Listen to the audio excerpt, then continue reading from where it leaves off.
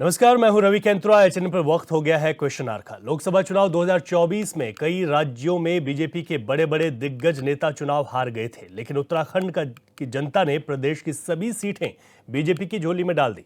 अब जब प्रदेश की 2 विधानसभा सीटों पर उपचुनाव में बीजेपी दोनों ही सीटें हार गई और कांग्रेस ने बाजी मार ली। 7 राज्यों की 13 विधानसभा सीटों पर उपचुनाव में बीजेपी सिर्फ 2 सीटें ही जीत पाई है। उपचुनाव में जीत को लेकर कांग्रेस सत्ताधारी बीजेपी पर हमलावर है और इन सब के कई सवाल हैं। सवाल यह है कि बद्रीनाथ सीट बीजेपी इसलिए हार गई है क्योंकि कांग्रेस छोड़ पार्टी में शामिल हुए राजेंद्र भंडारी को बीजेपी ने प्रत्याशी बना दिया, या फिर जनता ने संदेश दिया है कि अब दल बदलू नेता बर्दाश्त नहीं। चर्चा करेंगे, लेकिन पहले ये रिपोर्ट देखिए। हर हालत में इसका जनमत का अपहरण करना चाहती थी, चुरा लेना चाहती थी, लूट लेना चाहती थी, डकैती डाल देना चाहती थी।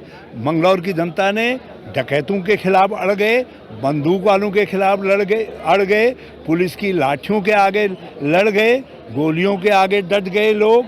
और लोगों ने कहा, और हर तरीके के प्रलोभन को ठुकरा करके, हर तरीके के कुवादों को झुटला करके मंगलौर की जनता ने ये जीत कांग्रेस को दी है। मैं मंगलौर की जनता को भी प्रणाम करता हूं और मैं साथ साथ कांग्रेस कार्यकर्ताओं की मेहनत और परिश्रम को भी प्रणाम करता हूं। ये शांति और सौहार्द के वातावरण में चुनाव होता तो कांग्रेस करीब 15-20 हजार वोटों से जीतती। ये अपने मंसूबों में बहुत सीमा तक भाजपा, जो जहां उनकी बड़ी बुरी हार होने जा रही थी, उस बुरी हार को उन्होंने जो है एक ऐसी हार में के रूप में जो उनको जिंदगी भर सालती रहेगी। और जो गुंडागर्दी उनके लोगों ने की है, अब वो याद रखेंगे और धामी जी संदेश देंगे भाजपा वालों को कि भैया ये लुटेरे कहीं से ला करके हमारे ऊपर मत थोपो, और इसको उत्तराखंड की जनता स्वीकार नहीं करती।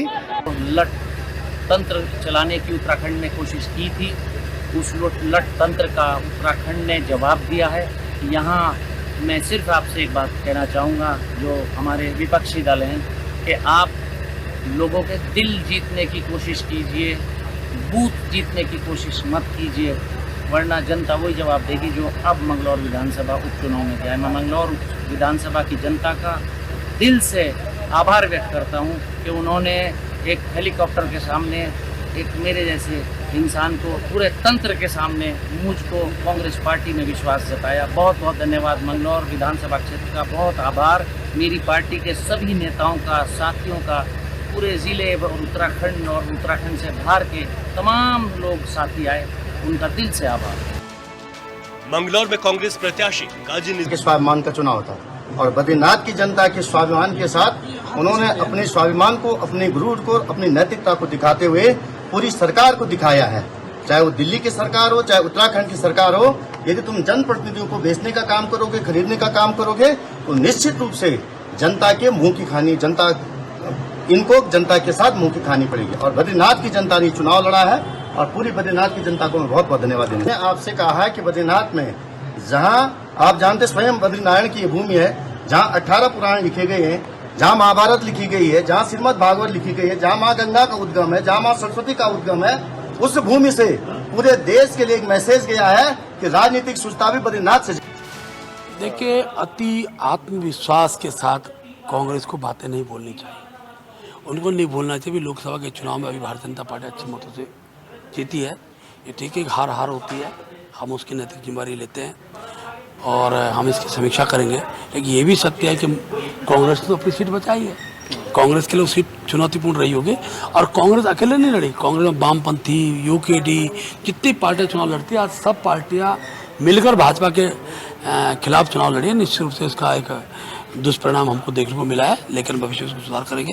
मैं मंगलौर की जनता का आभार व्यक्त करता हूँ। मंगलौर की जनता ने हमें अच्छा मत दिया, बहुत अच्छे मत, जीत के मुकाम तक हम लोग रहे हैं।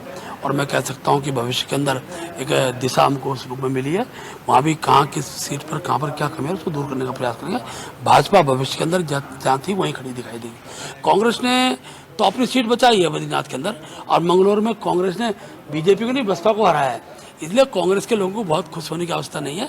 बीजेपी की अपनी अयोध्या के भगवान राम के संदेश के बाद अब भगवान बद्री विशाल ने संदेश दे दिया। इस देश में सब लोगों को मोहब्बत चाहिए, एकता चाहिए, इत्तेहाद चाहिए। पुराने करियर के चरणों में मंगलौर ने संदेश दिया है और हमारे भगवान बद्री विशाल ने भी इस समय संदेश दिया है। उत्तराखंड में जो जीत का परचम कांग्रेस का लहराया है, इसका सिलसिला शुरू हो गया है। जनता के आशीर्वाद से आने वाले स्थानीय निकाय के चुनाव में भी हम जीतेंगे और आने वाले विधानसभा के 2027 के चुनाव में जनता के आशीर्वाद से उत्तराखंड में कांग्रेस। तो उत्तराखंड के इतिहास में भी ऐसा पहली ही बार हुआ है जब यहाँ पर उपचुनाव हुआ हो और सत्ताधारी पार्टी हार गई हो। मंगलौर सीट और बद्रीनाथ सीट पर दोनों सीटों पर कांग्रेस ने बीजेपी को मात दे दी और चुनाव जीत गई है। कांग्रेस के नेता गदगद दिखाई दे रहे हैं और जो कार्यकर्ता है उनका मनोबल भी बढ़ा हुआ इस जीत के बाद दिखाई दे रहा है। हमारे तमाम मेहमान हमारे साथ जुड़ गए हैं, उनका स्वागत कर लेता हूं और चर्चा को फिर शुरू करेंगे। हमारे साथ जुड़ गए हैं भाजपा से राजेश बिष्ट जी हैं, भाजपा के प्रवक्ता हैं। बिष्ट जी बहुत स्वागत है आपका। कांग्रेस के प्रवक्ता हमारे साथ जुड़ गए हैं आशीष नौटियाल जी, बहुत स्वागत है। हमारे साथ यूकेडी से शांति प्रसाद भट्ट जी हैं, यूकेडी के उपाध्यक्ष हैं, बहुत स्वागत है आपका। और वरिष्ठ पत्रकार हमारे साथ जय सिंह रावत जी हैं, बहुत स्वागत है सर आपका भी। शुरुआत कर लेता हूँ राजेश बिष्ट जी आपसे। आप लोग दोनों ही सीटों पर चुनाव हार गए और उपचुनाव सत्ताधारी पार्टी का हारना उत्तराखंड के इतिहास में पहली बार।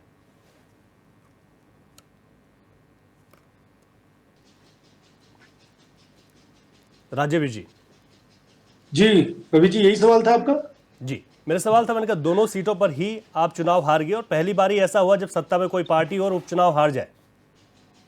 नहीं, ऐसा मैं पहले आपकी बात का जवाब दे देता हूं। सबसे पहले तो मैं उन सभी देवतुल्य जनता को जो उत्तराखंड की जिन्होंने इस उपचुनाव में भागीदारी दी अपनी, उन सबको विशेष आभार व्यक्त करना चाहता हूं कि उन्होंने भारतीय जनता पार्टी को जिस प्रतिशत से वोट दिया, उनका जो भी ये जनाधार था उसको सर माथे भारतीय जनता पार्टी लेती है। साथ ही आपने कहा उपचुनाव पहली बार ऐसा हुआ है कि इतिहास में कि भारतीय जनता पार्टी हारी है, सत्ताधारी पार्टी हारी है।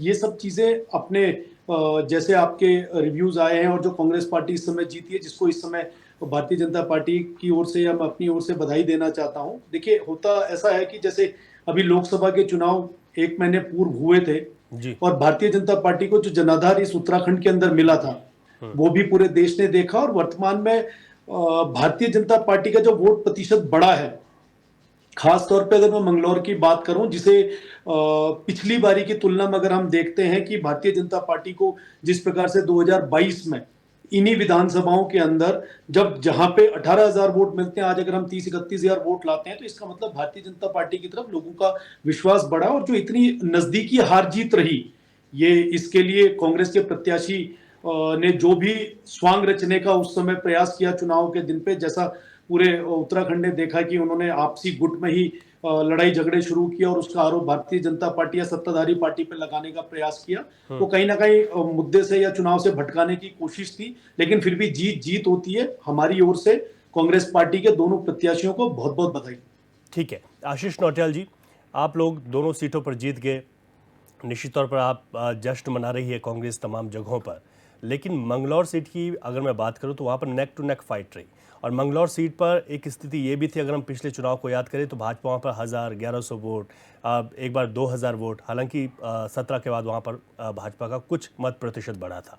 लेकिन इन दोनों सीटों पर आपको बधाई देते हैं, लेकिन किस तरीके से आप देखते हैं मंगलौर में जिस तरीके से भाजपा ने बढ़त बनाई है? देखिए, मैं अपनी बात की शुरुआत इससे करना चाहूँगा, धर्म की जय हो, अधर्म का नाश हो, प्राणियों में सद्भावना हो, विश्व का कल्याण हो।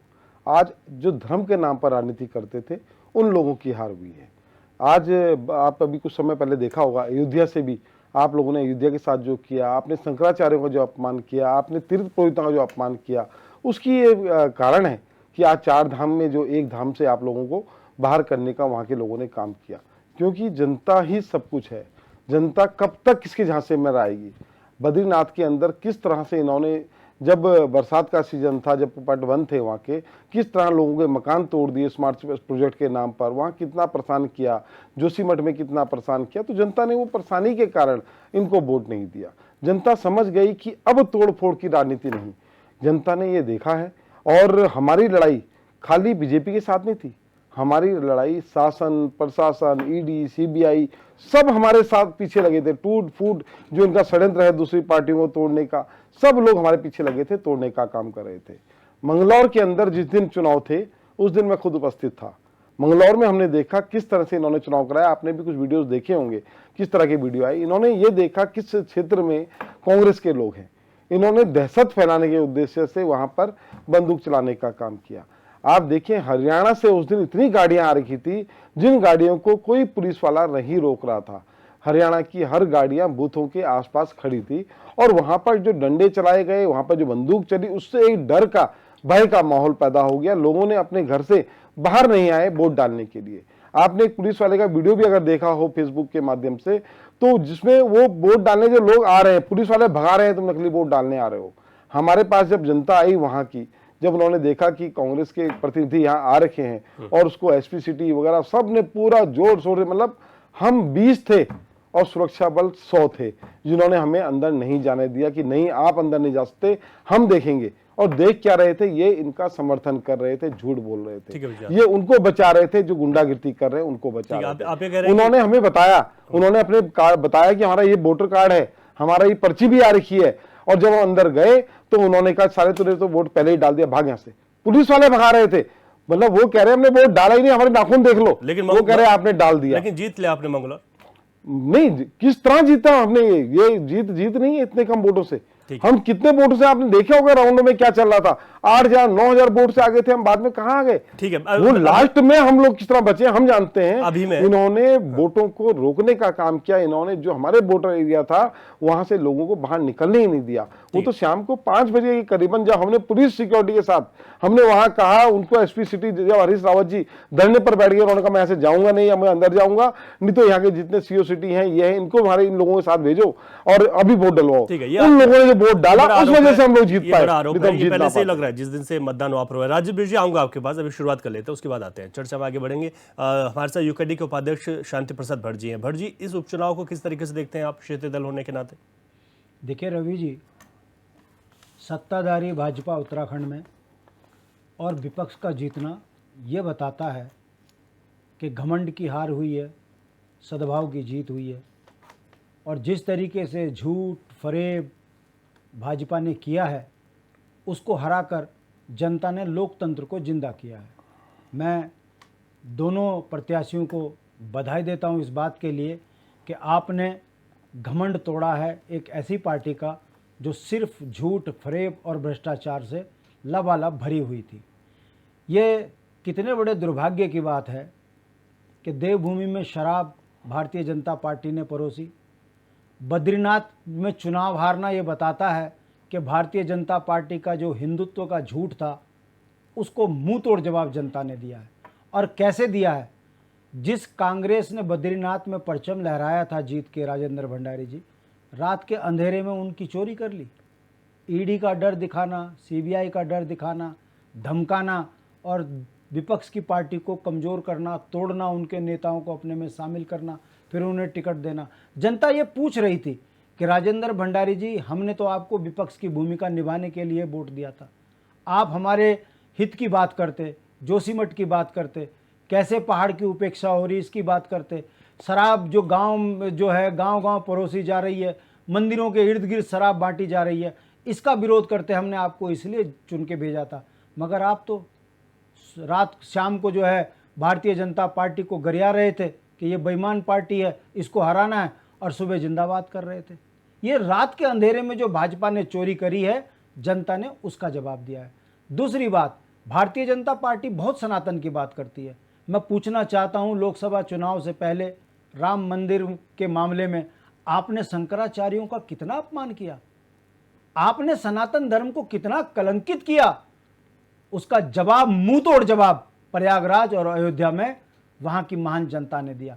कहने का मतलब है अयोध्या टपक रहा है, सड़कें धंस रही हैं, और अवध की जो शैली थी, अवध का जो अयोध्या में परचम था, उसको हटाकर आपने गुजरातियों को वहां पर जिस तरीके से पनपाया, उसका प्रसाद आपको मिला।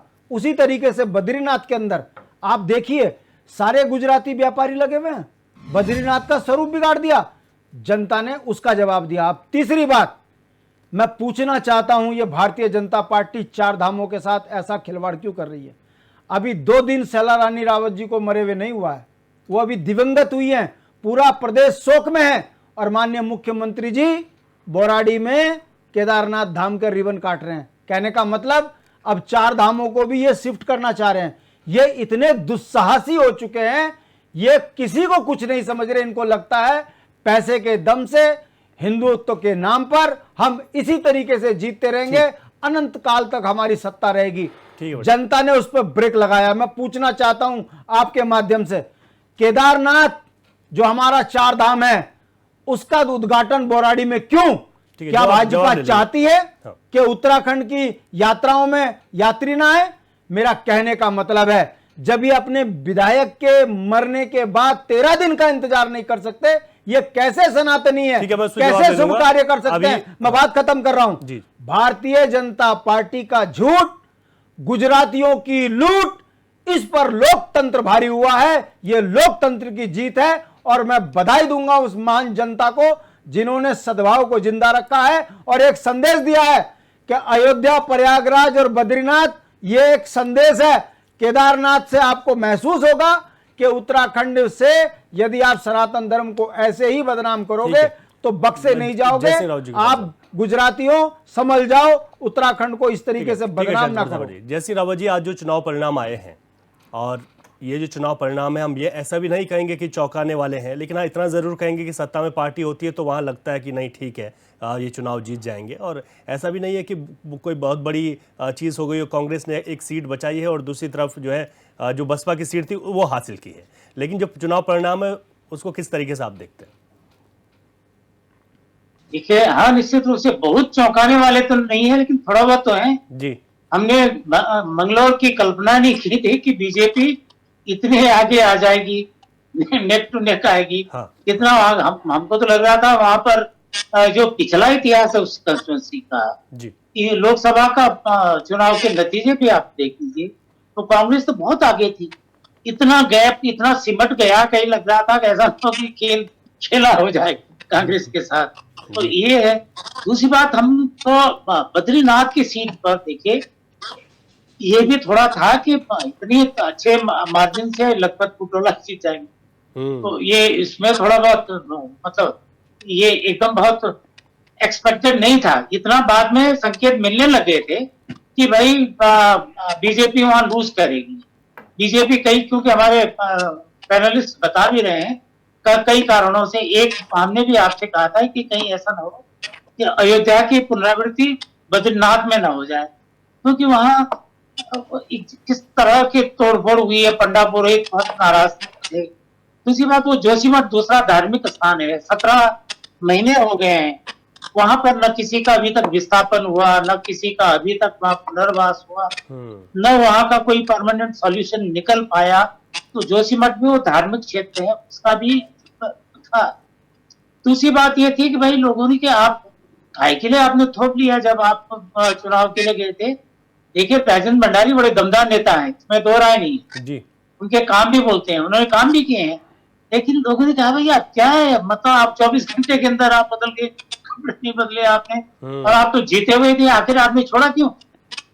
दूसरा ये है कि अगर आप तर्क दे रहे हैं कि साहब रूलिंग पार्टी में रह के ही काम होते हैं, जनता के काम होते हैं, तो क्या अगर अगली बार माना कांग्रेस आती है तो क्या सारे बीजेपी क्या वालों को कांग्रेस में शिफ्ट हो जाना चाहिए अपने काम करने जी। तो कई ये बातें थी, इनकी वजह से वहां पर इनका हार होना था। दूसरा, जातीय बड़ा दुर्भाग्य की बात है कि लोग चुनाव के दौरान समाज में वैमनस्यता फैलाते हैं, तो वो भी चिंता का विषय है। लेकिन सुनो, मैं रवि बोलना चाहूंगा, ये जो है उत्तराखंड में तो कांग्रेस को संजीवनी मिली, लेकिन जरा इस पूरे चुनाव का परिदृश्य आप देखिए, जो अभी 6 राज्यों में हुए हैं, 13 उपचुनाव हुए हैं, 6 राज्य हुए थे, उनमें 13 में से 4 सीटें बीजेपी ने जीती, नहीं कांग्रेस ने जीती, 4 तृणमूल ने जीती, 2 सीटें बीजेपी, और बीजेपी केवल 2 सीट जीत पाई जी। अब इनके जो है, इसके बाद जो होता है कि निराशा में घटाटोप निराशा में थी कांग्रेस, सफलता कहीं मिल नहीं रही थी, फ्रस्ट्रेशन उसके काडर में आ रहा था।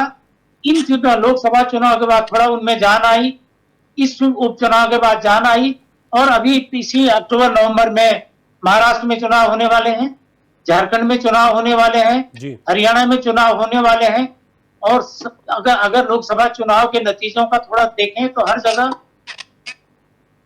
कांग्रेस की संभावनाएं बनती, जीतेगी नहीं जीतेगी हम कह नहीं सकते, बड़ा मुश्किल है जी जी तब तक क्या हो जाएगा, लेकिन उनकी आस बंधी है, जो घटाटोप निराशा थी वो टूट गई है कांग्रेस की इन चुनावों के बाद, उपचुनावों के बाद, और उनको बल मिला है। बिल्कुल ठीक है लेकिन रवि, जी यहाँ बीजेपी का नो लॉस नो प्रॉफिट है। हाँ ये कांग्रेस की सीट थी, कांग्रेस ने ले ली, हाँ बीएसपी की सीट थी, बीजेपी की नहीं थी, ठीक लेकिन रूलिंग पार्टी अब तक, आपने भी कहा रूलिंग पार्टी अब तक चुनाव नहीं आती थी, केवल पुष्पेश त्रिपाठी जीते थे द्वाराहाट से उस समय, उसके बाद नहीं आती थी। आप क्यों हार गए? जी इसका मतलब अभी 7,000 8,000 वोट से बीजेपी आगे थी उसके लोकसभा चुनाव में। जी जी इसका मतलब लोगों का मोदी जी पर यकीन था, लेकिन जो उत्तराखंड सरकार है ठीक है, उस पर लगता है उसके खिलाफ एंटी इनकम्बेंसी का भी ये ठीक है। आपने 100 बात की एक बात कही कि ये सब चीजें हैं। ठीक है, मैं चर्चा को आगे बढ़ाऊंगा, लेकिन यहाँ एक छोटे से ब्रेक के लिए रुकेंगे और उसके बाद हमारी 2 उपचुनावों पर ये चर्चा जारी रहेगी।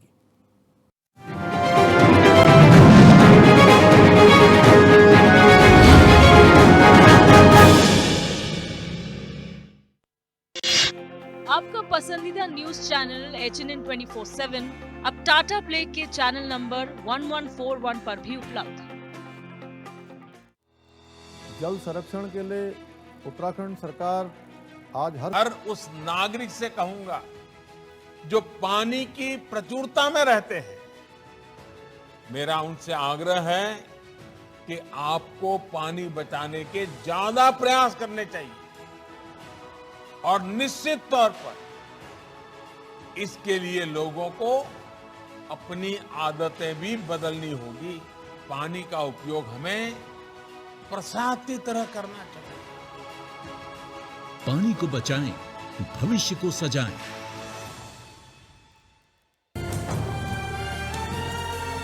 ये पहाड़ ही नहीं, हमारी पहचान भी है। HNN 24/7, जुनून सच दिखाने का।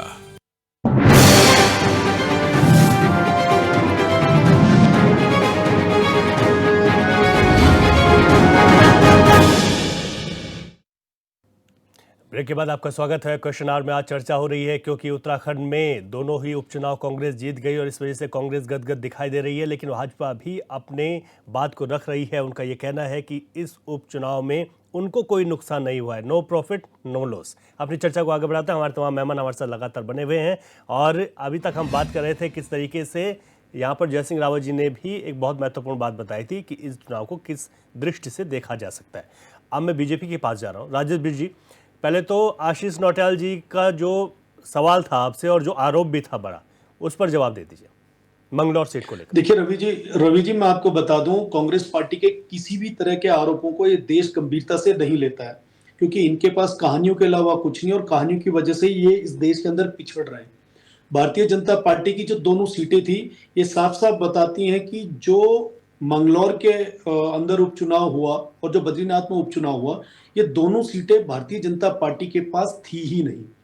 अब भारतीय जनता पार्टी ने इन दोनों सीटों पे बाई इलेक्शंस लड़ा, ठीक है, कोई एक व्यक्ति ने जीतना था, कांग्रेस पार्टी ने ज्यादा मेहनत करी तो कांग्रेस पार्टी जीत गई, लेकिन भारतीय जनता पार्टी का जो वोट प्रतिशत रहा है वो अपने आप में यह साबित करता है कि 2022 के चुनाव में जब भारतीय जनता पार्टी के कैंडिडेट को 18,000 वोट मिलते हैं और वहीं पर जब 2024 के अंदर बाई इलेक्शन होते हैं तो वहां की जनता 30-31 हजार वोटों के साथ, लगभग अगर हम माने तो 80% वोट बढ़त के साथ, अगर भारतीय जनता पार्टी के कैंडिडेट, जिसको ये बाहरी कैंडिडेट बता रहे हैं, जिनको ये दूसरे राज्य का कैंडिडेट बता रहे हैं, अगर ऐसे कैंडिडेट पे भी भरोसा करती है तो ये आगे के लिए एक अच्छी राह है और ये बड़ा पॉजिटिव संदेश है कि 2027 में कांग्रेस पार्टी को अलर्ट होने की जरूरत है। और जहां पे बद्रीनाथ की बात हम करते हैं, वो निश्चित रूप से कांग्रेस की सीट थी। भारतीय जनता पार्टी वहां पे 2022 का चुनाव नहीं जीत पाई। अब वहां पे अगर 2% मत भारतीय जनता पार्टी का कम हुआ है, तो ये भारतीय जनता पार्टी इसमें समीक्षा करेगी, उसमें देखेगी कि अगर हमारे को 2% मत कम हुआ है तो किन कारणों से कम हुआ है। इसमें जितने कारण कांग्रेस पार्टी बता रही है, इनमें से एक भी कारण जनता के मन में नहीं था जितना ये आपके माध्यम से या ये अभी डिबेट के माध्यम से लोगों को बताना चाह रहे हैं। जिस प्रकार से इनके राष्ट्रीय नेता ने लोकसभा के चुनाव में संविधान खत्म हो जाने का डर बताया, अल्पसंख्यकों का आरक्षण खत्म होने का डर बताया, ईवीएम मशीन पे दोष रोकने का काम किया, जहां जहां ये जीते हैं, अभी ये उपचुनाव जीते हैं, आज ये ईवीएम मशीन की बात नहीं करेंगे। यही अगर ये हार जाते लोकसभा में भी नहीं की बात करते, मैं वही कह रहा हूं, नहीं करेंगे ना, क्योंकि ये जीत कैसे मान रहे हैं। लोकसभा में 543 में से 99 सीट जीतने वाली पार्टी विश्व विजयी, और 543 में से 240 सीट जीतकर सत्ता में आने वाली पार्टी कुछ नहीं। उसी प्रकार से यहाँ 70 सीटों में 17 से 18 नो प्रॉफिट नो लॉस में तो है, लेकिन मंथन आपको भी करना पड़ेगा क्योंकि उपचुनाव हारे हैं आप लोग सत्ता में।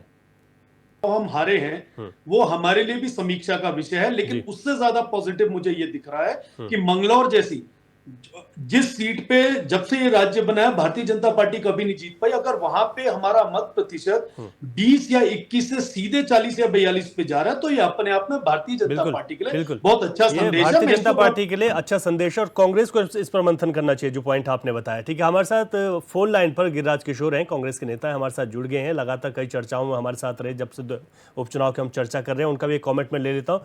गिरिराज जी, स्वागत है आपका HNN पर। रवि जी धन्यवाद जी। आज के उपचुनाव पे आपका कमेंट। रवि जी, मुझे तो आश्चर्य इस बात का हो रहा है जब मैं प्रवक्ता महोदय को सुन रहा हूं इनके भाजपा के जी, अभी भी ये लोग अहंकार में चूर है।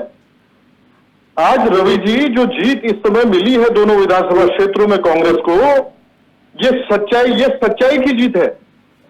आज उत्तराखंड का जनमानस भाजपा के छल और छद्म और झूठ की राजनीति को पहचान चुका है। आज बद्रीनाथ जी का आशीर्वाद, बद्री विशाल का आशीर्वाद निश्चित रूप से कांग्रेस पार्टी के साथ रहा। और आप देखिए जो पंडा पुरोहितों का इन्होंने जो उनकी अवहेलना की भाजपा ने, निश्चित रूप से जो उनकी इग्नोरेंस हुई है। और आज मैं एक चीज मैं अभी भी बताना चाहूंगा भाजपा को, अपने अहंकार को त्यागे, और निश्चित रूप से ये जो आने वाला जो समय है ये निश्चित रूप से बड़ा सुखद होगा कांग्रेस पार्टी के लिए। 27 का जो चुनाव है तो पूर्ण बहुमत की सरकार जो है बनने जा रही है कांग्रेस की, निश्चित है।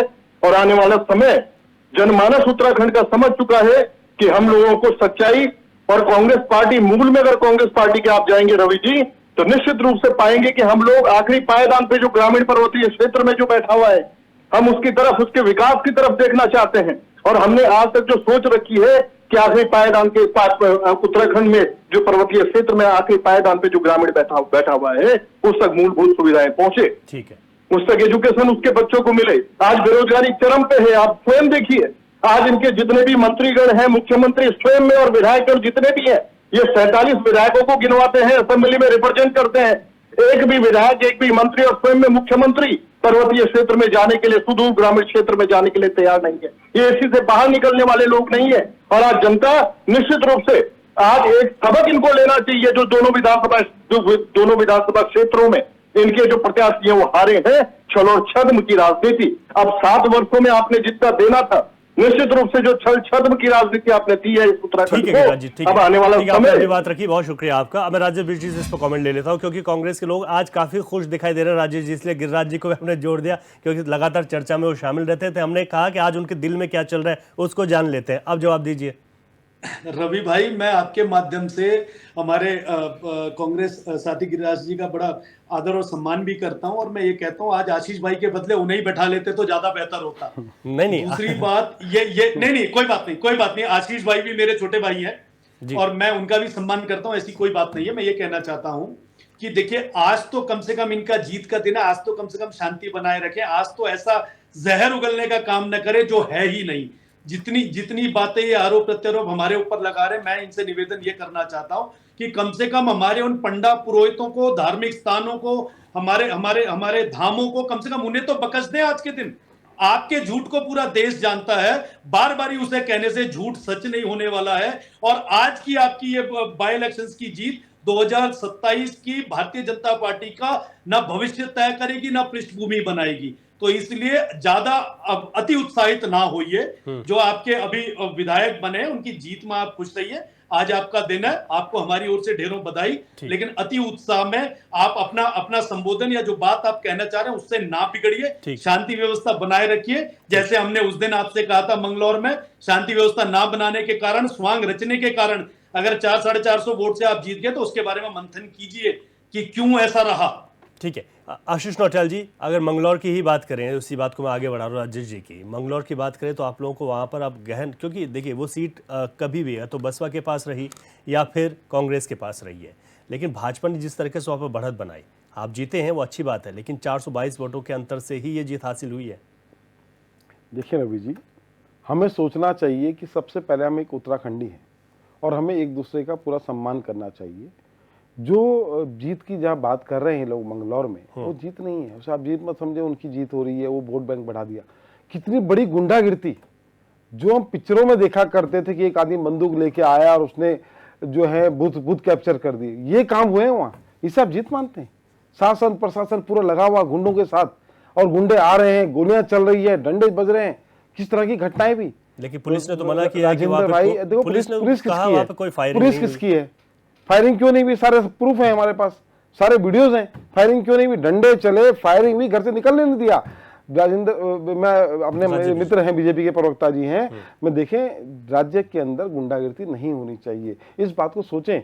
हमारा इतना शांत राज्य है, अच्छा राज्य है, आप और हम आपस में लड़ लेंगे कोई बात नहीं, पर बाहर का व्यक्ति इस तरह हरकत करे उत्तराखंड के अंदर आकर, और हरियाणा की इतनी गाड़ियां, आप तो थोड़ा दूर बैठे हैं, आपने नहीं देखा, हम तो जगह मौजूद थे, हम उस जगह मौजूद थे, हमने खुद गाड़ियां पकड़ी, हमने ये गाड़ी कैसे जा रही, हरीश रावत जी अंदर नहीं जा सकते, हमें बीच में रोक दिया कि आप लोग अंदर नहीं जाएंगे, और हमारे सामने हरियाणा की गाड़ी अंदर चले गई, हम उस गाड़ी को पकड़ लाए, अंदर कैसे गया, कौन है ये आदमी, तब जाके हमने कई गाड़ियां और रोकी हैं। और पूरा हमने जब एक बार रावत जी ने कहा पुलिस वालों से, मुझे अपनी गाड़ी में बैठा कर ले जाओ, कोई भीड़ नहीं जाएगी, मैं आपकी गाड़ी में बैठ के जाऊंगा और सिर्फ बूथों को एक बार देख के आ जाऊंगा कि सही हो रहा है कि नहीं हो रहा है। पर नहीं साहब, आप जाओगे तो लॉ एंड ऑर्डर खराब हो जाएगा, सारी व्यवस्थाएं बिगड़ जाएंगी, उन्होंने हमें जाने नहीं दिया। सबसे पहले देखें, हमें हमारी जो लड़ाई है उत्तराखंड को बचाने की है। आप सरकार बनाए, हम बनाए, ठीक है हम कर लेंगे, और उत्तराखंड ही रहे, पर बाहर का आदमी बर्दाश्त नहीं। आप बाहर से आदमी लाकर इस तरह की अगर उत्तराखंड के अंदर गुंडागिर्दी करवाते हैं और बूथ कैप्चर करते हैं और फिर नकली वोट डलवाते हैं, और आप कहते हैं कि हमारा वोट बैंक बढ़ गया, इस वोट बैंक को बढ़ा मत समझो। सिर्फ राजनीति में चुनाव को जीतना गलत तरीके से मुझे नहीं लगता कहीं पर भी सही है। और जो नारा था, जो राम को लाए हैं हम उनको लाएंगे, इस तरह का घमंड जो है, ये घमंड नहीं होना चाहिए। जनता देख रही है, जनता देख रही है। आज मेरे ख्याल से पता नहीं कितने 100 साल बाद ऐसा वक्त आया जब एक आदमी कहता है कि मैं बायोलॉजिकली नहीं हूं, मैं भगवान हूं, अपने आप को भगवान का दर्जा दे दिया। जनता ने वो भी देखा है। जनता तभी नकारती है जब सामने घमंड अति हो जाता है। अति घमंड को जनता जरूर नकारती है। सिर्फ आप ये मत समझिए आपकी मेरी मेहनत से हम जीत जाएंगे। मैं यूपी उपाध्यक्ष शांति प्रसाद जगह भट्ट जी से कमेंट ले रहा हूँ। शांति प्रसाद भट्ट जी, देखिए या आपने ना तो बद्रीनाथ पे इस वक्त जो है इस उपचुनाव में आपका कैंडिडेट रहा, बंगलौर में भी नहीं रहा है, लेकिन आपने भी, जब मैं आपकी बात सुन रहा था तो आपने भाजपा पर ही जो है तंज कसा है। तो ऐसे में भाजपा के प्रदेश अध्यक्ष महेंद्र भट्ट कह रहे थे अपना, उन्होंने एक बयान दिया कि यूकेडी भी इस समय इस उपचुनाव में पूरी तरीके से कांग्रेस का सपोर्ट कर रही थी। देखिए उन्होंने क्या क्या वो तो वो जाने, मगर हमारा ये मानना है कि बद्रीनाथ में जो भाजपा चुनाव हारी है वो एक संदेश था, उन कार्यकर्ताओं का अपमान था जो बेचारे झंडा बरदार बने थे। वो पन्ना प्रमुख जो भारतीय जनता पार्टी को जिताने के लिए कांग्रेस के खिलाफ जमकर संघर्ष करते थे, और अचानक उनकी छाती पे फिर वही कांग्रेसी आके बैठ गया, तो पन्ना प्रमुखों ने भी अपने आप को जो है किनारे कर लिया। जहाँ तक थी महेंद्र भट्ट जी की बात, राजेंद्र भाई से पूरी 24-36 का आंकड़ा था, तो महेंद्र भाई ने भी पूरा जोर लगाया उनको हराने में, कोई इसमें वो नहीं है। जाकर आप क्षेत्र में घूमते तो पता चलता कि हाँ, हर आदमी ये कह रहा था कि यदि ऐसे ही पलटू यहाँ पर आएंगे, हमारी छाती पे विधायक बनेंगे, तो फिर हम काम किसके लिए कर रहे हैं। लेकिन महेंद्र भट्ट का तो उनका तो ठीक चल रहा है। वो कह रहे हैं कि जब से मैं अध्यक्ष बना सारे चुनाव जीत रहे हैं, फिर क्यों हराएंगे वो। अब उनके लिए तो आंसू भी बहा रहे थे मंच पर। देखिए रविंद्र भाई, रवि भाई, आंसू बहाना अलग विषय है। मैं पूछना चाहता हूं, आपको राज्यसभा भेजा, आपकी क्या क्वालिटी थी? आपको प्रदेश अध्यक्ष बनाया, आप चुनाव हार गए, क्या क्वालिटी थी? नहीं, चुनाव हारने के बाद बनाया था। मैं पूछना चाहता, मैं वही बात कह रहा हूँ, मैं पूछना चाहता हूँ कि दामी जी आप तो चुनाव हार गए थे, क्या क्वालिटी थी आपको फिर मुख्यमंत्री बना दिया? ये जनता धीरे धीरे सब आकलन कर रही है कि उत्तराखंड के अंदर किसी एक विषय पर भारतीय जनता पार्टी सफल होती भी नहीं दिखी। अगर मंदिर हमारे हैं, चारधाम हमारी है, तो बताइए आप, परसों एक वीडियो चल रहा था गंगोत्री में, एक लड़का जो है दिखा रहा था कि मंदिर के बाहर जो है शराब की पेटियां पकड़ी जा रही हैं। तो भाई ये क्यों? देवभूमि में शराब क्यों? बिहार में बंद हो सकती है तो यहाँ क्यों नहीं? अगर आप घर घर शराब, हर घर शराब, घर घर बांग, हर घर बांग, रोजगार को बेचोगे, उच्च शिक्षा में भी भ्रष्टाचार करोगे, तो आखिर किसी सीमा तक, भाई मैं सनातनी हूं, मैं किसी सीमा तक किसी व्यक्ति का तब तक भक्त बन सकता हूं जब तक कि मेरे को वो भ्रम ना टूटे। आज भ्रम टूट तो गया, अब मैं क्या, कल से क्या भारतीय जनता पार्टी के लोग ये कहेंगे कि अब चारधाम यात्रा में आके कोई चाय ना पीना, कोई खाना ना खाना, कोई मंदिर में दर्शन ना करना? आप अगर वाकई सनातनी थे तो आपने अयोध्या हारने के बाद बड़ा हृदय लग के दिखाकर कहते कि मुझे, हमको ये स्वीकार है, मगर आपने क्या बयान देने शुरू कर दिए? वहां हिंदू नहीं है, वहां प्रसाद ना खरीदो, वहां दर्शन ना करो। आपने सनातन धर्म का मजाक बनाया है, और जिस तरीके से शंकराचार्यों को अपमानित आपने किया है स्वयंभू बनकर, तो आखिर सनातन धर्म की जो अनुयायी हैं इतने भी अंधे नहीं है कि सत्ता के लालच में अपनी आस्था पर जो है कुठाराघात होते हुए देख ले। आखिर इतना भी गर्त में सनातन धर्म नहीं गया, और उसका परिणाम आप देख लीजिए। अयोध्या, प्रयागराज, बद्रीनाथ। अब देखिए भाजपा कितने बड़ी बेशरम पार्टी का क्या चेहरा है, कह रहे हम कहा भाजपा तो, बद्रीनाथ तो हमारी थी नहीं। मतलब अगर आपको बद्रीनाथ सीट नहीं मिली तो इसका मतलब आप कुछ भी कह दो। सोचने वाला विषय है कि राम के नाम से आपने बहुत 10 साल राज कर लिया, मगर अब 15वें साल में आपको जवाब देना भारी पड़ रहा है। उपचुनाव में 10 जगह आप हारे हो, 2 जगह जीते हो।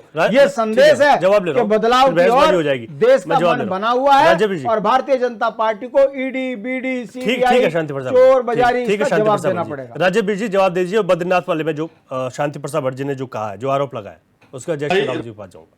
रवि भाई, हमारे शांति भाई बहुत ही वरिष्ठ और बहुत ही अनुभवी राजनीतिज्ञ हो सकते हैं, लेकिन मैं कई बार जब बात होती है और ऐसी चर्चाएं होती हैं, खासतौर पे चुनाव और चुनाव के नतीजों पे बात होती है, तो मेरे को इनके द्वारा दिए तर्क पे बड़ी हैरानी हो जाती है।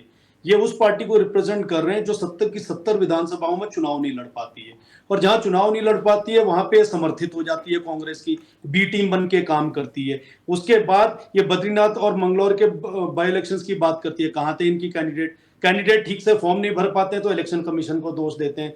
जिस जल जंगल जमीन की ये बात करते हैं, जब जल जंगल जमीन की बात आती है तो एसी कमरों से बैठ के लंबे लंबे भाषण दे देते हैं। क्या उससे इनकी यूकेटी पार्टी आगे बढ़ेगी?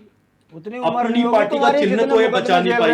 आप भाई साहब शांति भाई शांति रख लो, यही तो है। ये जो बयान दे रहे हो ना, ये आपकी फ्रस्ट्रेशन है, ये आपकी हार का फ्रस्ट्रेशन है। हमारे में यही फर्क है। ये जो बोल रहे हो ना, सम्मान के साथ एक दिन सुनने में आप भी आओगे, चिंता ना करो। भारतीय जनता पार्टी की राजनीतिक हैसियत उत्तराखंड की जनता दिखाएगी।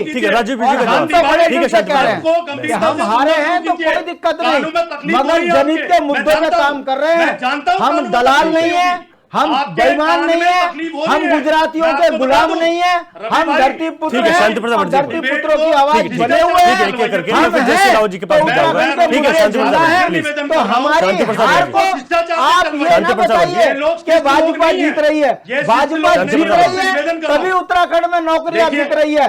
भाजपा जीत रही है तभी उत्तराखंड में घर घर शराब, हर घर शराब बिक रही है। और अगर भाजपा जीत रही है तो उत्तराखंड में नौजवान बच्चे ठीक है। राजीव जी, ये शिष्टाचार है। राजीव जी, मैंने सच बोलना शुरू किया, बात हुई है।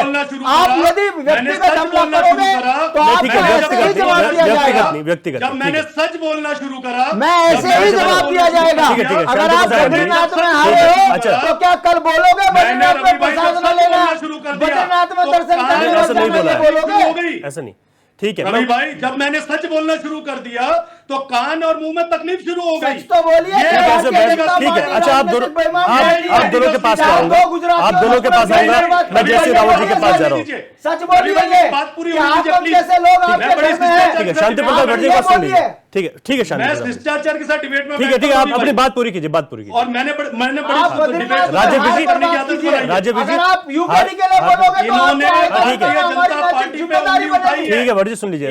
इन्होंने भारतीय जनता पार्टी पे उंगली उठाई है। मैं इनका भारतीय जनता पार्टी पर हम बद्रीनाथ पर, राज्य जी बद्रीनाथ के हाथ में जवाब दे दीजिए। राज्य जी बद्रीनाथ पे मैं आपको बता देता हूँ, ठीक है भट्ट जी, एक मिनट, कान और मुंह में तकलीफ देखिए, कान और मुंह की तकलीफ बताइए, आप बात पूरी कीजिए। बद्रीनाथ पे बात इन्होंने करी है। ये जिस तरीके से आरोप लगा रहे हैं कि ये सरकार यहाँ पे शराब रात में चोरी नहीं करी आपने कांग्रेस के विधायक की, राजेंद्र भंडारी कांग्रेस में कैसे भाजपा में ले लिया आपने? ये रात में चोरियां क्यों हो रही है? ये ईडी का डर, कैसे सीबीआई का डर कब तक दिखाओगे? ठीक है, वैसे आपके पास अपने कार्यकर्ता नहीं थे चुनाव लड़ने के लिए, और बद्रीनाथ में कौन सा व्यक्ति को अच्छा शांति प्रसाद भट्ट जी सुन लीजिए क्योंकि समय नहीं है। राज्य जी पूरी कीजिए बात। मंगलौर में तो चलो शांति प्रसाद भट्ट जी एक बार शांति प्रसाद भट्ट जी एक बार सुन लीजिए, बात पूरी करने दीजिए, समय नहीं रहता। फिर राज्य जी आप अपनी बात पूरी कीजिए शॉर्ट। रवि भाई, ये जिस तरीके से सरकार पे शराब बांटने का आरोप लगा रहे हैं, मैं कहता हूं क्या वो भारतीय जनता पार्टी के लोगों की पेटियां है?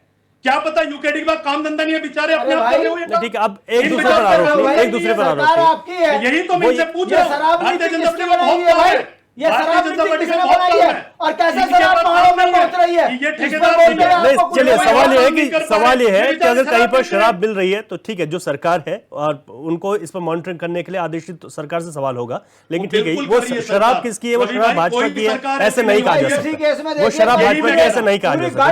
ठीक है, मैं आगे बढ़ रहा हूँ। हमारे सर दो लोग और भी हमारे साथ, ठीक है। आशीष नौटियाल जी के पास जा रहा हूँ मैं, फिर फाइनल कमेंट जयसिंह रावत जी से लूंगा। आशीष नौटियाल जी, आज हमने 2 सीटों पर आप जीत गए हैं, खुश हैं, लेकिन देखिए ज्यादा आप ओवर कॉन्फिडेंट भी मत हो जाइएगा क्योंकि इन सीटों से आपको बहुत ज्यादा कुछ नहीं मिला। एक सीट आपकी वापस आई है, हाँ बसपा से आपने छीन ली है मंगलौर में। देखिए, हम कहीं ओवर कॉन्फिडेंस नहीं है। ये सीटें जो हमने जीती हैं, निश्चित वहाँ की जनता ने जो कांग्रेस की नीतियों को जो स्वीकार किया है, कांग्रेस की नीतियों के कारण कांग्रेस को वोट दिया है, उसके लिए हम उनको धन्यवाद देना चाहते हैं। और निश्चित आप सबको पता है कांग्रेस की पार्टी एक ऐसी पार्टी है जिसकी कुछ नीतियाँ तो हैं जो आपस में लड़ाने का काम नहीं करती, हिंदू मुस्लिम सिख ईसाई भाईचारे की बात करती है। और ये हमारा सनातन धर्म कहता है हम सब एक हैं, भाईचारा होना चाहिए, हमारा सनातन धर्म कहता है।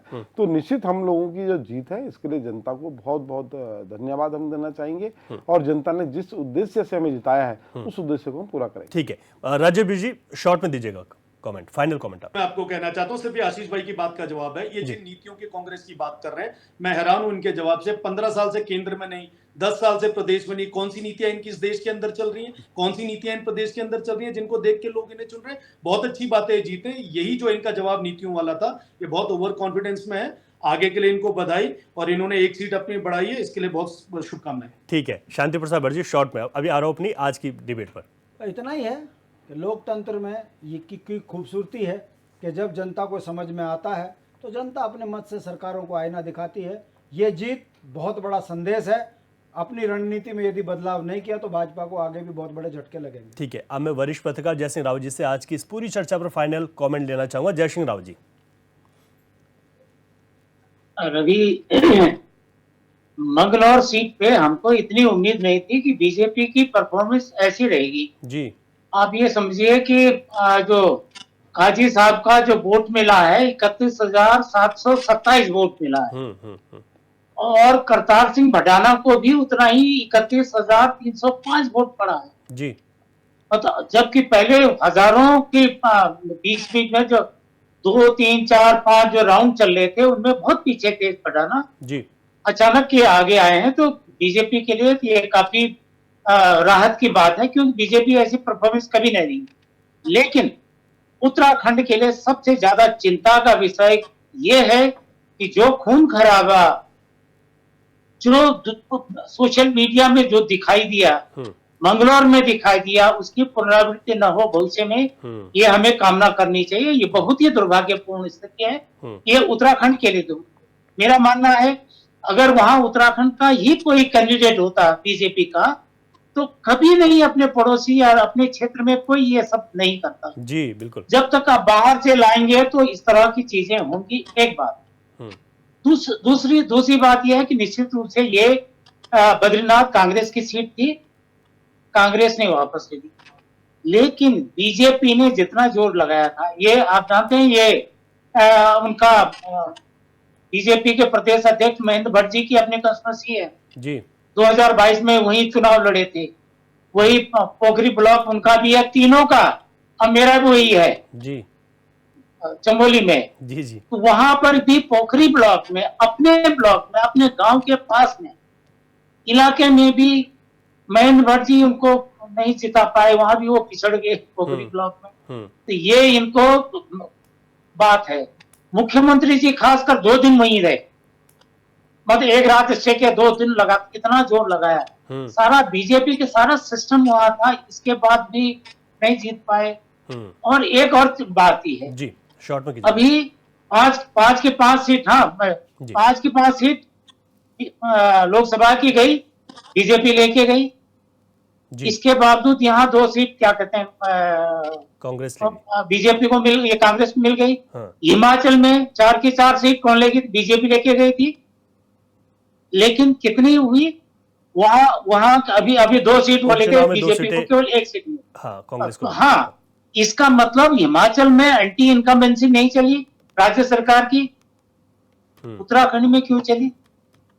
ये है अभी लोकसभा विधानसभा के चुनाव 2027 में, ये अभी होने हैं बाकी चुनाव, तो बीजेपी के लिए सबक है, उन्हें संभलने का मौका है कि वो व्यवहारिक बने और अच्छे काम करेंगे तो जनता, कोई किसी का ठप्पा थोड़ी लगाया हुआ, ठीक है, पट्टा थोड़ी लिखा है कांग्रेस किसी पार्टी ने। ठीक है, अच्छे काम करोगे तो वोट पाओगे। बिल्कुल बिल्कुल, आपने बिल्कुल आज पूरी चर्चा का निचोड़ आपने बताया है। मैं शुक्रिया करूंगा राजेश बिज जी, आपका, आशीष नौटियाल जी, शांति प्रसाद भट्ट जी, जय सिंह रावत जी, सभी का बहुत शुक्रिया आज आपने चर्चा में भाग लिया।